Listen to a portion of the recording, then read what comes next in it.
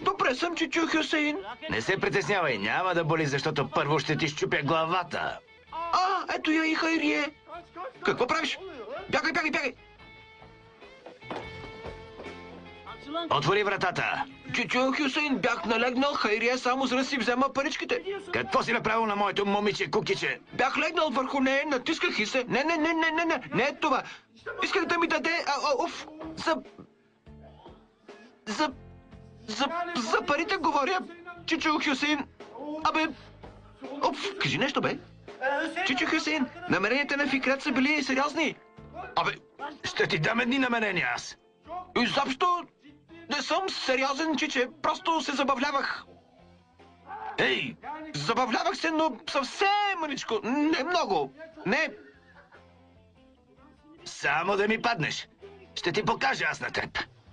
Момче, ще ти щупя главата. Боже, идвам при теб. Отвори вратата. Отваряй!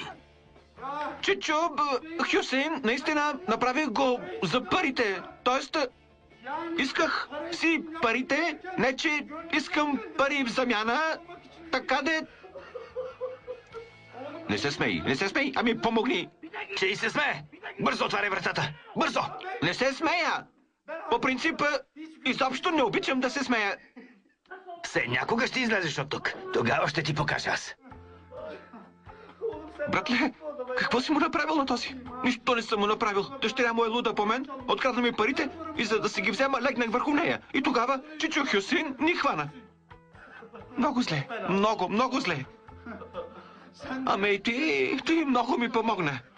Нямаш проблеми? За теб винаги.